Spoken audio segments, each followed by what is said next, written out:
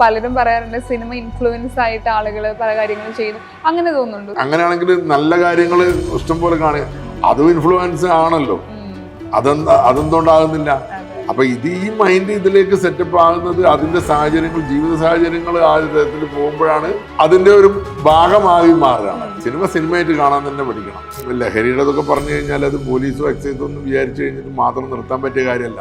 സമൂഹത്തിൽ ഓരോരുത്തരും വിചാരിക്കണം, അത് എൻ്റെ മകനില്ലല്ലോ അതുകൊണ്ട് നമ്മൾ ആ ഭാഗത്ത് നോക്കണ്ട, എൻ്റെ മകളില്ലല്ലോ എന്ന് വിചാരിച്ച് നോക്കാണ്ടിരിക്കാതെ അത് സമൂഹത്തിൻ്റെ നമുക്കൊണ്ടും ബാധ്യതപ്പെട്ടതാണ് എന്നുള്ളത് മനസ്സിലാക്കിയിട്ട് എല്ലാവരും പ്രവർത്തിക്കുകയാണെങ്കിൽ അത് മാത്രമേ ഇനി രക്ഷയുള്ളൂ എന്നുള്ളതാണ് എൻ്റെ അഭിപ്രായം. നമ്മുടെ ശരീരത്തിനെ നമ്മൾ സ്നേഹിച്ചു കഴിഞ്ഞാൽ നമ്മുടെ ശരീരത്തിന് ദോഷമായിട്ടുള്ള ഒരു കാര്യം ചെയ്യില്ല. നല്ല ശരീരം ഉണ്ടാകുമ്പോൾ നല്ല മനസ്സുണ്ടാവും അതിൽ, അപ്പം നല്ല ചിന്താഗതികൾ വരും. അപ്പം നല്ലൊരു സമൂഹത്തിന് നമുക്ക് ഉണ്ടാക്കിയെടുക്കാൻ പറ്റും. ഞാൻ പറഞ്ഞത് കേട്ടിട്ടാണ് ലാലേട്ടൻ പ്രൊഡ്യൂസ് ചെയ്ത പടം പരദേശി എന്നുള്ള സിനിമ അതിനോട് ആസ്പദമായിട്ട് ഉണ്ടാക്കിയ സിനിമയാണ്. സിനിമാ നടനാണ് നമ്മുടെ ഈ ട്രാഫിക്കിൽ നിൽക്കുന്നത്, ആളുകൾക്ക് അങ്ങനെ ഒരു കൗതുകം ഉണ്ടാവും. ചിലർ വണ്ടി നിർത്തിയിട്ട് അപ്പുറത്ത് കൊണ്ട് സൈഡാക്കി നിർത്തിയിട്ട് സാർ ഏത് പടത്തിന്റെ ഷൂട്ടിംഗ് വിചാരിക്കും. ഷൂട്ടിങ്ങിന് പോയി കഴിഞ്ഞാൽ അവിടെ നിന്ന് ചോദിക്കല്ലേ നിങ്ങൾക്ക് ജോലി ചെയ്യാൻ എപ്പോഴും സമയം എന്ന് ചോദിക്കും. സർക്കസ് തന്നെയായിരുന്നു ഒരു 33 വർഷം ഞാൻ സർവീസിലുള്ള സമയത്ത്. അതിന്റെ ലീവുകളൊന്നും വേറെ ആവശ്യത്തിന് ഞാൻ എടുക്കൂല, ഷൂട്ടിംഗ് വരുന്ന സമയത്ത് അതിനു വേണ്ടി മാത്രം എടുക്കും. നമ്മൾ ടെൻഷൻ അടിക്കാന്ന് പറയില്ലേ, ഒരു കാര്യത്തിലും ഞാൻ ടെൻഷൻ അടിക്കും. എന്തെങ്കിലും ഒരു മാറ്റർ വന്നു കഴിഞ്ഞാൽ ഇപ്പോൾ സർവീസിലുള്ള സമയത്തും ആക്ഷൻ വന്നു കഴിഞ്ഞാൽ ജോലി ഉണ്ടാവില്ല. അപ്പോൾ അതിനനുസരിച്ച് ജീവിക്കാൻ നമുക്ക് എന്നവിടെ തീരുമാനം എടുക്കും. പിന്നെ എന്ത് കിട്ടിയാലും ലാഭമാണ് എന്ന് പറഞ്ഞാൽ നമ്മൾ ടെൻഷൻ അടിച്ചുകൊണ്ട് ഒരു കാര്യത്തിനും പരിഹാരമല്ല. എനിക്ക് ദേഷ്യമൊക്കെ പിടിച്ചു കഴിഞ്ഞാൽ ഞാൻ കൂടുതലായിട്ട് ഭക്ഷണമൊക്കെ കഴിച്ചു. അത് ഞാനും കഴിക്കും. അത് നമുക്ക്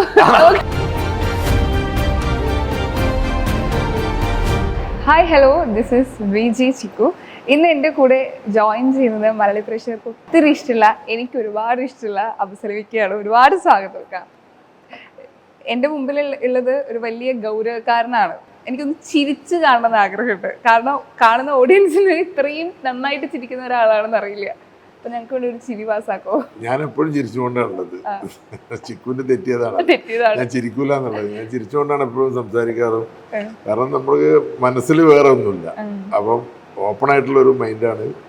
നേരെ പോകും. അപ്പൊ അങ്ങനെയുള്ളതാകുമ്പോൾ നമുക്ക് കൂടുതൽ മുഖത്ത് നിന്ന് കാണിക്കും, മറ്റേ മനസ്സിലൊന്ന് വെച്ചിട്ടുള്ള പ്രവൃത്തികൾക്ക് ഞാൻ ആളല്ല. ഇല്ല. ഈ പലപ്പോഴും ബന്ധങ്ങളെ കുറിച്ച് പറയുമ്പോൾ ഞാൻ ഇന്റർവ്യൂ പലരും പറഞ്ഞിട്ടുണ്ട്, ഈ തിരക്കുള്ള സമയത്ത് പല റിലേഷൻഷിപ്പ് ബന്ധങ്ങളും നമുക്കത് എപ്പോഴും കൊണ്ടുപോകാൻ പറ്റില്ല.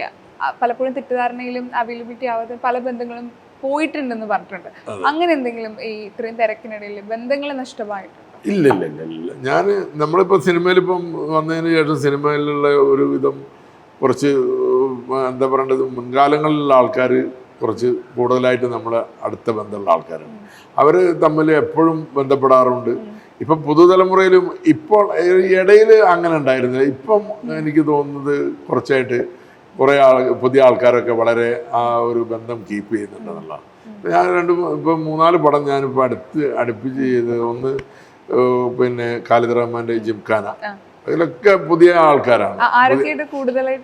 അതിൽ നസ്ലീന്, ലുക്മാന്. അപ്പൊ അവര് പിന്നെ ഇതില് പറയുന്നത് വെച്ചാൽ അവരൊക്കെ കുട്ടിക്കാലം മുതൽ നമ്മളെ കാണുന്ന സ്ക്രീനിൽ കണ്ടിട്ടുള്ള ആൾക്കാരാണ്. പിന്നെ ഇവര് മിക്കപേരും എൻ്റെ മകനായിട്ട് നല്ല കമ്പനിയാണ്, അവരായിട്ട് നല്ല അടുപ്പമാണ്. അപ്പൊ കൂടുതലും അറ്റാച്ച്മെന്റ് നമ്മളായിട്ടുണ്ട്. ഇവര് ആദ്യമായിട്ട് കാണുന്ന സമയത്ത് നമ്മൾ പണ്ട് മുതലേ കാണുന്നതാണല്ലോ, അപ്പൊ അവർക്ക് ഭയങ്കര എക്സൈറ്റ്മെന്റ്. പിന്നെ ചില പുതിയ ഡയറക്ടേഴ്സ് അവര് കുട്ടിക്കാലം മുതൽ കാണുന്നതാണ്.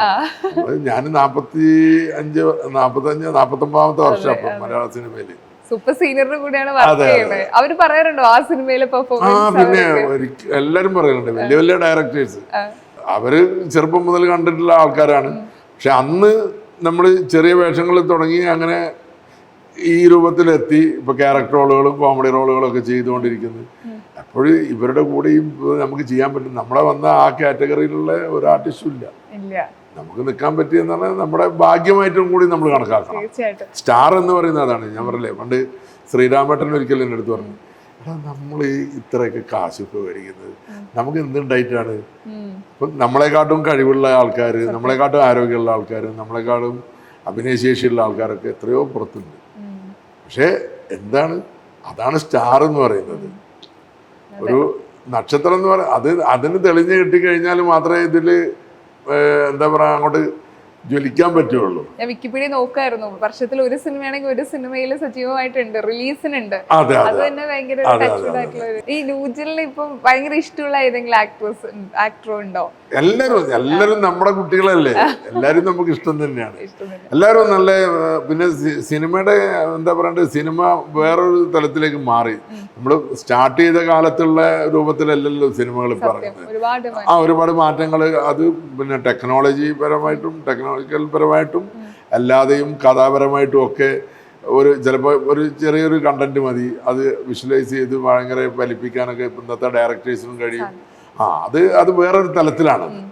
പിന്നെന്ന് പറഞ്ഞു കഴിഞ്ഞാൽ നമ്മൾ എല്ലാവരോടുള്ള ഉപദേശം എന്ന് പറയുന്നത്, നമ്മൾ നായകനും പ്രതിനായകനും അതിൻ്റെ രണ്ട് രൂപങ്ങളാണ്. നന്മയും തിന്മയുടെ ഭാഗങ്ങളാണത്. അപ്പൊ അതിൽ ചിലപ്പം തിന്മയുടെ ഭാഗം ചിലപ്പം ആദ്യമൊക്കെ ജയിക്കും, പക്ഷെ സ്ഥിരമായിട്ടുള്ള ഒരു ജയം എന്ന് പറയുന്നത് നന്മക്ക് മാത്രമേ കിട്ടുള്ളൂ. അപ്പൊ അതിനെ നമ്മൾ ഫോളോ ചെയ്യുക. സിനിമയായിട്ട് കാണാൻ, ഞാൻ നേരത്തെ പറഞ്ഞില്ലേ, അത് സിനിമയായിട്ട് കാണാൻ തന്നെ പഠിക്കണം. അത് നല്ല കാര്യങ്ങൾ ഉൾക്കൊള്ളുക, അല്ലാത്തത് ഒഴിവാക്കുക. അത് ശരിക്കും തീർച്ചയായിട്ടും ചെയ്യേണ്ട ഒരു കാര്യമാണ്.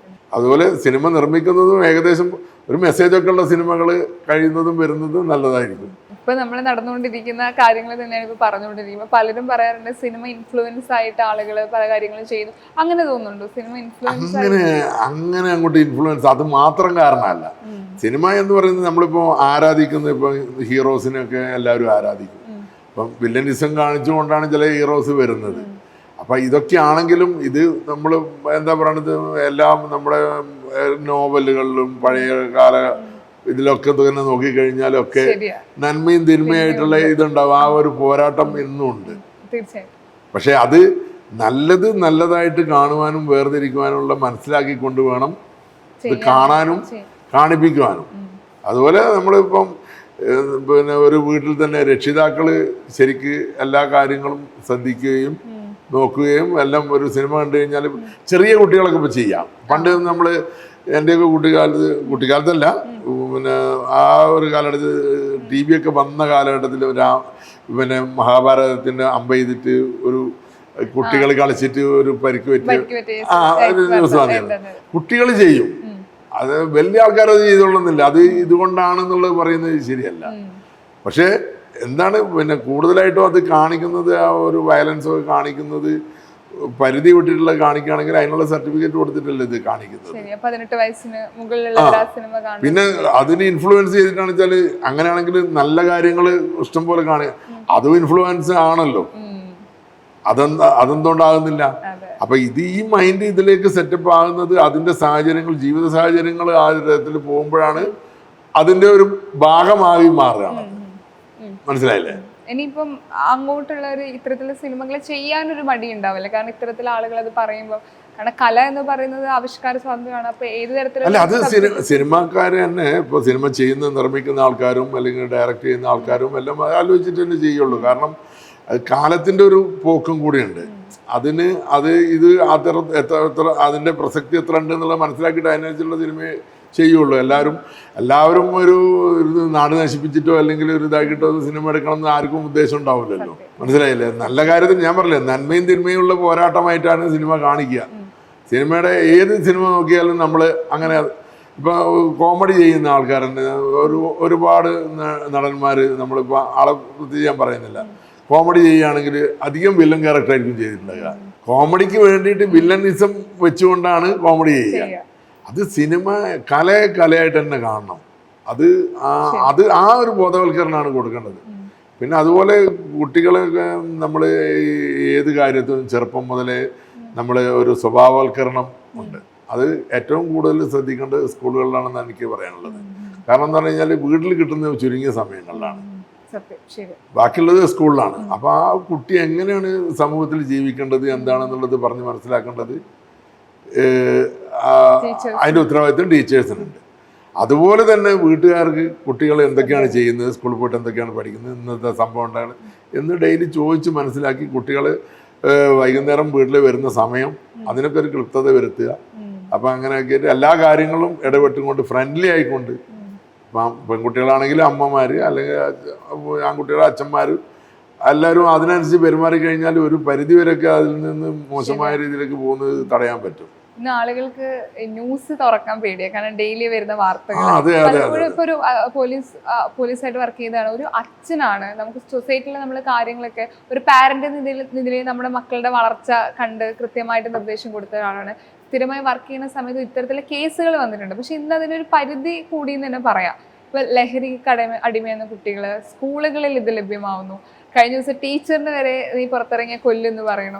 നമ്മുടെ ഒരു കാലഘട്ടം, നമ്മുടെ സ്കൂളിലെ ടീച്ചേഴ്സിനോട് നമ്മള് ഒന്നും മറുത്ത് പറയാൻ പേടിക്കുന്ന ഒരു സമയമായിരുന്നു. അപ്പൊ അത് എന്തതിനൊക്കെ ഒരു മാറ്റം, എന്താ ഈ ലഹരിക്ക് ഇത്രയധികം ആളുകൾക്ക് സംഭവിക്കുന്നത്? എന്താ അറിയോ, അത് ഒരു കാലത്തിന്റെ അവസ്ഥയാണെന്ന് എനിക്ക് തോന്നുന്നത്. കാരണം ഒരു 10 വയസ്സ് കഴിഞ്ഞപ്പോൾ എൻ്റെ ഫാദറിന് അറിഞ്ഞ കാര്യങ്ങളല്ല എനിക്കറിയുന്നത്, എനിക്കറിഞ്ഞതല്ല എൻ്റെ മക്കൾക്ക് അറിയുന്നത്.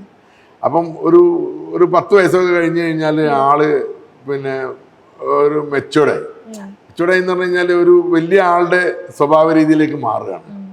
അത് വലിയൊരു ഘടകമുണ്ട്. അത് ആരെയും ഇത് പറഞ്ഞിട്ട് കാര്യമില്ല, കാലത്തിൻ്റെ ഒരു ഇതാണത്, മാറ്റമാണ്. അപ്പം സാഹചര്യങ്ങൾ അവർ തെറ്റിലേക്ക് പോകാതൊക്കെ ഉള്ള തെറ്റിലേക്ക് നമ്മൾ ഈ പറഞ്ഞ മാതിരി എല്ലാവരും അതുപോലെ ഇത് ഇപ്പം ഈ ലഹരിയുടെ ഇതൊക്കെ പറഞ്ഞു കഴിഞ്ഞാൽ അത് പോലീസോ എക്സൈസോ ഒന്നും വിചാരിച്ചു കഴിഞ്ഞിട്ട് മാത്രം നിർത്താൻ പറ്റിയ കാര്യമല്ല.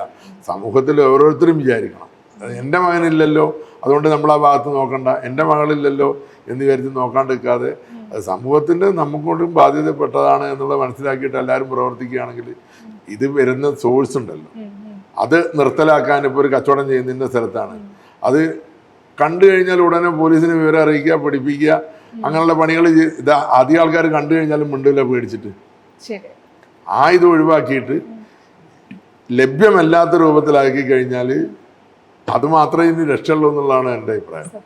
പക്ഷെ ഇന്ന് ആളുകൾക്ക് ഒരു പേടിയില്ലേ തുറന്നു പറയാൻ? കാരണം ഇപ്പത്തെ പേടിയാണ് നമുക്ക്. ഇനി നമ്മൾ അവരുടെ ഭാഗത്ത് തെറ്റെങ്കിലും നമ്മൾ സോറി ക്ഷമിക്കണം എന്ന് മാറിക്കൊടുക്കുന്ന ഒരു സിറ്റുവേഷനിലേക്ക് വന്നു. ഇപ്പം പോലീസ് ഉദ്യോഗസ്ഥരാണ്, ഇപ്പം സർവീസിന് മാറിയാലും ഉള്ളിൽ ഒരു പോലീസുകാരൻ ഇപ്പോഴും ഉണ്ടല്ലോ. ചിലപ്പോ ഇപ്പോഴും ആ തെറ്റ് കണ്ട പ്രതികരിക്കുക, അല്ലെങ്കിൽ അങ്ങനത്തെ ഒരു പോലീസുകാർ ഇപ്പോഴും ഉണ്ടോ? അല്ല, അത് മനസ്സിലെപ്പോഴും ഉണ്ടാവുമല്ലോ. പക്ഷെ നമുക്ക് എന്താ പറയുക, കാലഘട്ടം മാറി. നമ്മൾ പോലീസിങ്ങിൻ്റെ ഒക്കെ ഒരു എന്താ പറയേണ്ടത്, നമ്മളെ കാലഘട്ടത്തിലുള്ള ആരോപത്തിലല്ല ഇപ്പോഴുള്ളത്. അപ്പോൾ അതിനുള്ള എന്താ പറയേണ്ടത്, സമൂഹത്തിനെ അത് മാറ്റിയെടുക്കുക എന്നുള്ളതിനെ ബോധവൽക്കരിച്ച് തന്നെ മാറ്റിയെടുത്തേ പറ്റുള്ളൂ. അല്ലെങ്കിൽ നമ്മുടെ സമൂഹം വളരെ ഇതായിട്ടുള്ള രൂപത്തിലേക്കാണ് പോകുന്നത്. ചെറുപ്പം മുതലേ നമ്മൾ ഏറ്റവും കൂടുതൽ സ്കൂൾ തലങ്ങളിൽ തുടങ്ങിയിട്ട് കോളേജ് വരെയുള്ള തലങ്ങളിൽ ബോധവൽക്കരണവും കാര്യങ്ങളും, അതുപോലെ ഓരോ റെസിഡൻസ് അസോസിയേഷനിൽ ബന്ധപ്പെട്ടിട്ട് ഓരോ ജില്ലയിലെ പഞ്ചായത്തുകൾ അല്ലെങ്കിൽ മുനിസിപ്പാലിറ്റി അല്ലെങ്കിൽ ഓരോ ടൗൺഷിപ്പ് അവിടെയൊക്കെ വെച്ചുകൊണ്ട് തന്നെ എല്ലാ കുടുംബത്തിന് എല്ലാവർക്കും ഉള്ളൊരു ബോധവൽക്കരണം കൊടുക്കുക. ശരിയാണ്. അത് എങ്ങനെയൊക്കെ ഇത് ഇപ്പം മൊബൈലിൻ്റെ വരവ് ഒരുപാട് പ്രശ്നങ്ങളുണ്ട്, ഒരുപാട് ഗുണങ്ങളുണ്ട്, ഒരുപാട് ദോഷങ്ങളുണ്ട്. അപ്പം അതിൻ്റെ ഗുണവശം മാത്രം നമ്മൾ ഉപയോഗിക്കാൻ തക്കവണ്ണം കുട്ടികളൊക്കെ പ്രാപ്തരാക്കുക, അതൊക്കെ നമ്മൾ ചെയ്യേണ്ട രക്ഷിതാക്കളാണ് ചെയ്യേണ്ടത്.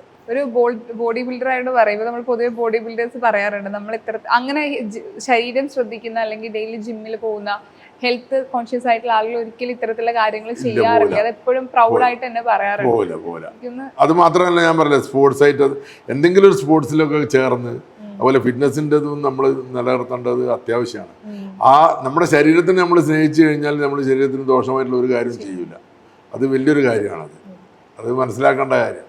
അപ്പോൾ അതിന് ബോഡി ബിൽഡിംഗ് എന്ന് മാത്രമല്ല പറഞ്ഞത്, സ്പോർട്സിൽ ഏത് ഐറ്റം ആയാലും, ഫുട്ബോളായാലോ വോളിബോളായാലോ പിന്നെ ഷട്ടിൽ ടൂർണമെൻ്റ് ആയാലോ ഏതെങ്കിലും ഗെയിമും അതുപോലെ സ്പോർട്സിലും അത്ലറ്റിക്സിലും നമ്മൾ പോവുക.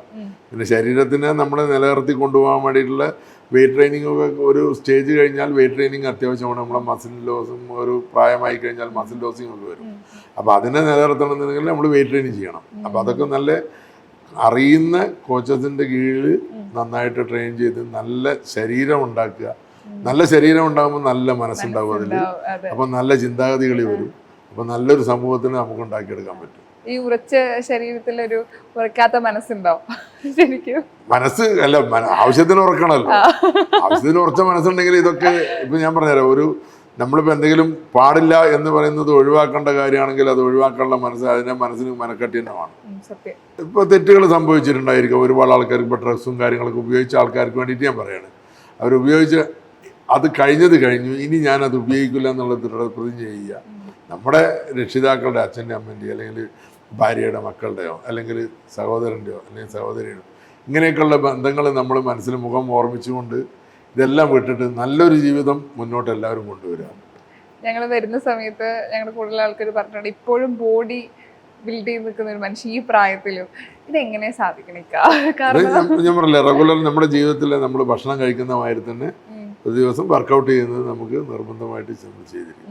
ഇപ്പം ഞാൻ നോമ്പ് സീസണാണ്. ഇപ്പോൾ നോമ്പായതിനു ശേഷം ഞാൻ വൈകുന്നേരം 4:30 മണിക്ക് നടക്കാം ഗ്രൗണ്ടിൽ പോകും. നടക്കാൻ പോയി നടന്ന് ഒരു 5 കിലോമീറ്റർ നടന്നു കഴിഞ്ഞിട്ട് വന്നിട്ട് അപ്പോഴേക്ക് ഒന്ന് കുളിയൊക്കെ കഴിയുമ്പോഴേക്കും നോമ്പ് തുറക്കേണ്ട സമയമാവും. എന്നിട്ട് ഭക്ഷണം കഴിക്കും. നിർബന്ധമായിട്ട് എക്സസൈസും മുടക്കാറില്ല. റെഗുലറായിട്ട് ചെയ്യുന്നതുകൊണ്ടാണ്. ചില സാഹചര്യത്തിൽ നമ്മളിപ്പോൾ ഷൂട്ടിങ്ങും കാര്യങ്ങളൊക്കെ ആയി ചിലപ്പോൾ 1-2 ദിവസമൊക്കെ ഗ്യാപ്പ് വരും. അപ്പോൾ അധികം ആൾക്കാർക്ക് പറ്റുന്നത് വെച്ചാൽ 1-2 ദിവസത്തെ ഗ്യാപ്പ് വന്നു കഴിഞ്ഞാൽ ഇത് മതി, ഇനിയിപ്പോൾ അടുത്ത ആഴ്ച തുടങ്ങാം അല്ലെങ്കിൽ അടുത്ത മാസം തുടങ്ങാം എന്ന് പറഞ്ഞ് വിടും. ഇത് വിട്ട് കഴിയുമ്പോൾ എന്താ വെച്ചാൽ ഭക്ഷണത്തിൻ്റെ കൺട്രോളിങ്ങും എല്ലാം മാറും. അപ്പം മൊത്തത്തിൽ എല്ലാം ഫാറ്റായി നമുക്ക് നമ്മുടെ ആ ഫിറ്റ്നസ് നിർത്താൻ പറ്റാണ്ടാവും. പിന്നെ അത് കുറച്ച് കൊണ്ടുവരാൻ നല്ല ഭയങ്കര ഹാർഡ് വർക്ക് ചെയ്യണം. അപ്പം ആവശ്യത്തിന് പിന്നെ ഭക്ഷണം കഴിക്കാതുള്ള ഇതുണ്ടല്ലോ, അതും വളരെ കേടാണ്. ആവശ്യത്തിനുള്ള പോഷകങ്ങൾ അടങ്ങിയിട്ടുള്ള നാച്ചുറലായിട്ടുള്ള ഭക്ഷണങ്ങൾ നമ്മൾ കഴിക്കുക, നാച്ചുറലായിട്ട് വ്യായാമം ചെയ്യുക, അങ്ങനെ ശരീരം നിലനിർത്തുക. ഞാനേ കുറച്ച് കാര്യങ്ങൾ പറയാം. അത് കേൾക്കുമ്പോൾ മനസ്സിൽ വരുന്ന പാട്ട് എനിക്കതൊന്ന് പറഞ്ഞു തന്നാൽ മതി. പറ്റുകയാണെങ്കിൽ പാടിക്കാം, ഓക്കെ, പറഞ്ഞു തന്നാൽ മതി. ഓക്കെ, ആദ്യത്തത് ഭക്ഷണം. അയില പൊരിച്ചതുണ്ട്, കരിമീൻ വറുത്തതുണ്ട്, കൊടുമ്പടി. ഫിഷ് ലവർ ആണോ? ഫിഷാണ്. ഫിഷും മീറ്റും എല്ലാം. ഇവിടുത്തെ സ്പെഷ്യൽ ഫിഷ് ഇവിടെ ഫിഷൊക്കെയാണ്.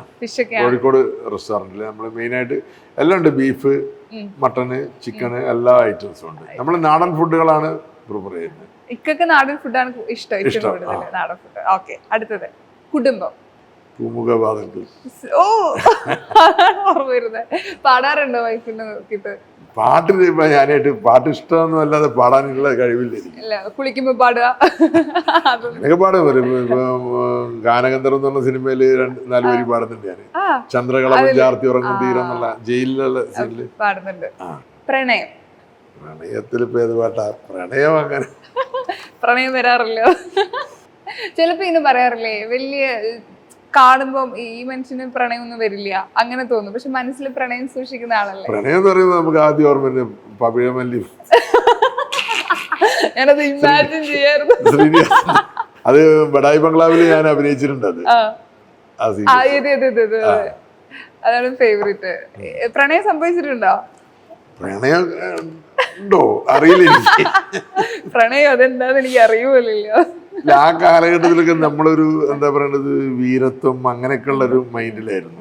കല്യാണം ലവ് മാരേജ് അല്ല, കല്യാണത്തിന് ശേഷം പ്രണയിച്ചു. ഓക്കെ, വിരഹം. ഇന്നലെ എന്റെ നെഞ്ചിലെ മൺവിളക്കൂതിയില്ലേ. ഓ, പറയുമ്പോ തന്നെ നമ്മള് കുറച്ച് വിഷമം. എനിക്കൊന്ന് പഴയ മെലഡീസ് ഒക്കെ ഭയങ്കരമായിട്ട് ഫോളോ ചെയ്യുന്ന ആളാണെന്ന് തോന്നുന്നല്ലേ. ഓക്കെ, നൊമ്പരം. പാൽനിലാവിലും ഒരു നൊമ്പരം. എല്ലാം നല്ല പാട്ടുകളാ, ഒരുപാട് മെലഡീസ്. പാട്ട് ഒരു പാടില്ല, പക്ഷെ മൂളിപ്പാട്ടൊക്കെ പാടാം, നമുക്ക് പാടത്തില്ല, പക്ഷെ പാട്ടുകൾ ഒരുപാട് കേൾക്കാൻ ഇഷ്ടമുള്ള ഒരാളാണ്.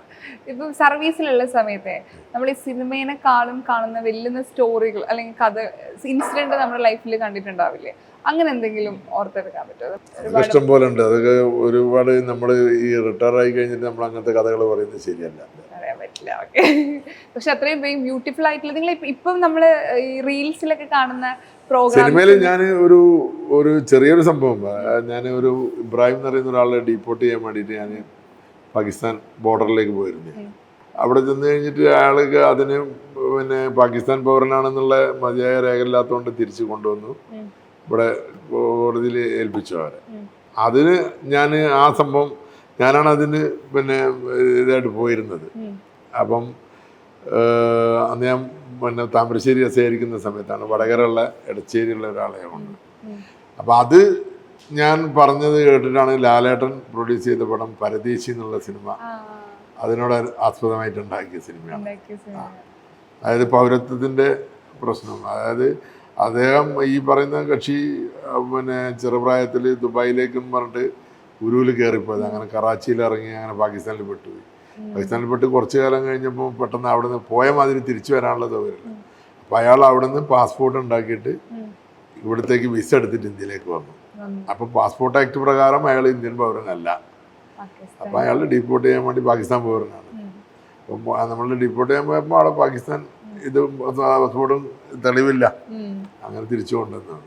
ഇതുപോലെ പല റൈറ്റേഴ്സ് ഒക്കെ കഥകൾ, പോലീസുകാരന് നമ്മൾ കുറെ കഥകളും സിറ്റുവേഷൻസ് ഒക്കെ നമ്മുടെ അടുത്ത് ചോദിക്കാറുണ്ട്. അത് ചിലപ്പോ ഇന്നമാതിരി ചെയ്യാന്നുള്ള കാര്യങ്ങളൊക്കെ ഡിസ്കസ് ചെയ്യാറുണ്ട്. പബ്ലിക്കിൽ ഇറങ്ങുന്ന സമയത്ത് ഒരു സിനിമാ നടനാണ് നമ്മുടെ ഈ ട്രാഫിക്കിൽ നിൽക്കുന്നത്, ആളുകൾക്ക് അങ്ങനെ ഒരു കൗതുകം ഉണ്ടാവും. ചിലപ്പോ ആ കൗതുകം പല രീതിയിലായിരിക്കും റെസ്പോൺസ് വരിക. അതൊക്കെ ചിലപ്പോ നമ്മുടെ ജോലി അതുണ്ടായിട്ടുണ്ട്. അതിപ്പോ ഞാൻ ട്രാഫിക്കിലൊക്കെ നിൽക്കുന്ന സമയത്ത് ചിലര് വണ്ടി നിർത്തിയിട്ട് അപ്പുറത്ത് കൊണ്ട് സൈഡാക്കി നിർത്തിയിട്ട് സാർ ഏത് പടത്തിന്റെ ഷൂട്ടിംഗ് ആണ് വിചാരിക്കും. ഷൂട്ടിംഗ് ആണെന്നുള്ള ധാരണയിൽ പലരും ചോദിച്ചിട്ടുണ്ട്. പിന്നെ നാട്ടിലുള്ളവർ തന്നെ പറയും, സിനിമ റിലീസായി കഴിഞ്ഞിട്ട് സിനിമ കാണുമ്പോൾ നിങ്ങളിത് എപ്പോഴാണ് പോയിട്ട് അഭിനയിച്ചത്, നിങ്ങൾ ഇവിടെ ഉണ്ടായിരുന്നല്ലോ.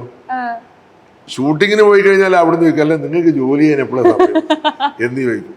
ഇതിൻ്റെ ഇടയിൽ ഒരു എന്താ പറയേണ്ട ഒരു സർക്കസ് തന്നെയായിരുന്നു. ഒരു 33 വർഷം ഞാൻ സർവീസിലുള്ള സമയത്ത് എൻ്റെ ലീവുകളൊന്നും വേറെ ആവശ്യത്തിന് ഞാൻ എടുക്കൂല. ഷൂട്ടിംഗ് വരുന്ന സമയത്ത് അതിനു വേണ്ടി മാത്രം എടുക്കും. അല്ലാത്ത സമയത്ത് നമ്മൾ ഫുൾ ടൈം ജോലിയിൽ തന്നെ ആയിരിക്കും. അങ്ങനെ അത് കൊണ്ടുപോയി. അപ്പോൾ ഈ 3 ഭാഗത്തു നിന്നുള്ളതും അതിൻ്റെ ഉയർച്ചയും വിജയവും എന്താ പറയണ്ടേ, ജീവിതത്തിലെ ഏറ്റവും വലിയ നേട്ടമായിട്ട് തന്നെ ഞാൻ കാണുക. എനിക്ക് തോന്നുന്നു അഭിനയത്തിന്റെ കൂടെ ബിസിനസ്, അതിന്റെ കൂടെ പാഷൻ എത്ര പേർക്ക് ഇത് പറ്റുമെന്ന് അറിയില്ല. കാരണം പലപ്പോഴും എല്ലാവരും ഇങ്ങനെ കൗതുകത്തോടെ കുശുമ്പോടും കൂടെ ചിലപ്പോൾ നോക്കുമായിരിക്കും അല്ലേ ലൈഫിന്റെ ഈ ഒരു സക്സസ്. അതിന്റെ ഇടയ്ക്ക് അത്രയും പരിശ്രമവും ഉണ്ട് ഈ പറയണല്ലേ. അത് ഭയങ്കര ഒരു ലക്ക് ഫാക്ടറിന് അപ്പുറം ഒരു ഹാർഡ് വർക്കിംഗ് കൂടെ ലൈഫിൽ ഉണ്ടാവുക എന്ന് പറയുന്നത്. പിന്നെ തീർച്ചയായിട്ടും നമ്മൾ അതുപോലെ ഞാൻ ഒരു കാര്യത്തിലാണ് ഞാൻ ഏറ്റവും കൂടുതൽ ശ്രദ്ധിച്ചത്. നമ്മൾ ടെൻഷൻ അടിക്കാന്ന് പറയില്ലേ, ഒരു കാര്യത്തിലും ഞാൻ ടെൻഷൻ അടിക്കില്ല. എന്തെങ്കിലും ഒരു മാറ്റർ വന്നു കഴിഞ്ഞാൽ, ഇപ്പോൾ സർവീസിലുള്ള സമയത്തും എന്തെങ്കിലും ഒരു പ്രശ്നം വന്നു കഴിഞ്ഞാൽ നമുക്ക് ഇതിന് മാക്സിമം എത്ര വന്നു കഴിഞ്ഞാൽ എത്ര മാക്സിമം വന്നു കഴിഞ്ഞാൽ ജോലി ഉണ്ടാവില്ല. അപ്പോൾ അതിനനുസരിച്ച് ജീവിക്കാൻ നമുക്ക് എന്നവിടെ തീരുമാനം എടുക്കും. പിന്നെ എന്ത് കിട്ടിയാലും ലാഭമാണ് എന്ന് പറഞ്ഞാൽ നമ്മൾ ടെൻഷൻ അടിച്ചുകൊണ്ട് ഒരു കാര്യത്തിനും പരിഹാരമല്ല. ടെൻഷൻ അടിച്ചു കഴിഞ്ഞാൽ അത് നമ്മുടെ ശരീരത്തിനെയും ബാധിക്കും ഒരുപാട്. ഇപ്പം എനിക്ക് ദേഷ്യമൊക്കെ പിടിച്ചു കഴിഞ്ഞാൽ ഞാൻ കൂടുതലായിട്ട് ഭക്ഷണമൊക്കെ കഴിച്ചു. അത് ഞാനും കഴിക്കും. അത്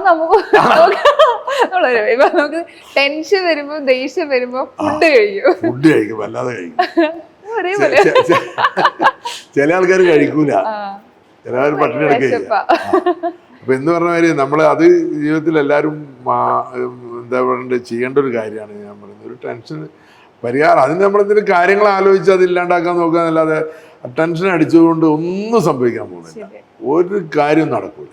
ഇതുപോലെ തന്നെ ഫോളോ ചെയ്യുന്ന ഒരു കാര്യം എന്തെങ്കിലും ഉണ്ടോ ലൈഫിൽ കൃത്യമായിട്ട് ഇത് ഞാൻ ഫോളോ ചെയ്യും അങ്ങനെ എന്തെങ്കിലും ഇതുപോലെ തന്നെ വേറെ എന്തെങ്കിലും ഉണ്ടോ? വേറെ ഞാൻ പറഞ്ഞില്ലേ, വ്യായാമത്തിന്റെ കാര്യം തന്നെ, ഭക്ഷണം വ്യായാമം ഒക്കെ നമ്മുടെ ആവശ്യത്തിലുള്ള ഭക്ഷണം കഴിക്കുക, വ്യായാമം. അതുപോലെ കുടുംബത്തിൽ നമ്മളെല്ലാവരെയും നമ്മൾ ഒരു എന്താ പറയേണ്ടത് ഫിറ്റ്നസിന്റെ കാര്യത്തിൽ നമ്മൾ മോട്ടിവേറ്റ് ചെയ്യും. അത് ബന്ധപ്പെട്ട ആൾക്കാരും നമ്മളിപ്പോൾ കൂടെ നമ്മൾ പരിചയക്കാരായിട്ടുള്ള ആൾക്കാരും അത് പ്രായഭേദമന്യേ അവരുടെ അടുത്ത് നമ്മളിത് അഡ്വൈസ് ചെയ്യും. ഇനിയിപ്പോ ഞാൻ ടെൻഷൻ അടിച്ചിട്ട് ഇവിടെ വന്നു കഴിഞ്ഞാൽ ഫുഡ് കിട്ടോ, അങ്ങനെ ഒരു കാറ്റഗറി വെക്കോ? ടെൻഷൻ അടിച്ച് വിശക്കുന്നവർക്ക് ഫുഡ് നമുക്ക് പ്രത്യേക കാറ്റഗറി സെറ്റ് ചെയ്യാം. അപ്പൊ ഞാനിവിടെ വന്നപ്പോ തന്നെ എനിക്ക് ഈ ഒരു ഹോട്ടൽ ഒന്ന് നടന്ന് കാണുന്നുണ്ട്. എനിക്ക് ഇക്കാന്റെ കൂടെ എനിക്ക് ഈ ഒരു റെസ്റ്റോറന്റ് എന്നെ ഒന്ന് കാണിക്കാവോ? പിന്നെ കാണിച്ചു തരാം. ഇത് വർഷങ്ങൾക്ക് മുമ്പുള്ള സ്ഥാപനമാണ്. ഇത് ശരിക്കും പഴയ പാണ്ഡികശാലയായിരുന്നു. അത് കഴിഞ്ഞ് പിന്നെ കൊപ്രക്കളമായി വല്യങ്ങാടിന്റെ ഒരു ഭാഗമാണിത്. അതെ അതെ. അപ്പോൾ ഇത് പിന്നെ കോടതി ഇതിൻ്റെ അടുത്ത് തന്നെയാണ്, ഇത്ര അടുത്ത്. പിന്നെ ബീച്ച് വളരെ അടുത്താണ്. അപ്പം കോഴിക്കോടിൻ്റെ എന്താ പറയേണ്ടത് നൊസ്റ്റാൾജിക് ഒരു ഏരിയ തന്നെയാണ്. അപ്പോൾ അങ്ങനത്തെ ഒരു ബിൽഡിങ്ങിൽ അപ്പം നമ്മളെല്ലാവരും ഭക്ഷണം കൊടുക്കാൻ പറ്റുന്നത് തന്നെ നമുക്ക് വലിയ സന്തോഷമാണ്. അതന്നെ നമുക്ക് കാണാം.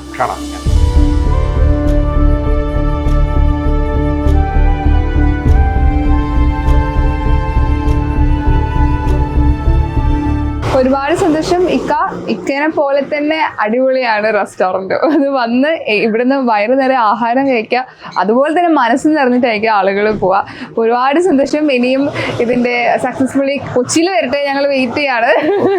എത്രയും പെട്ടെന്ന് ഓപ്പൺ ആക്കാൻ പറ്റട്ടെ. എല്ലാവിധ ആശംസകളും നേരാണ്. Thank you so much.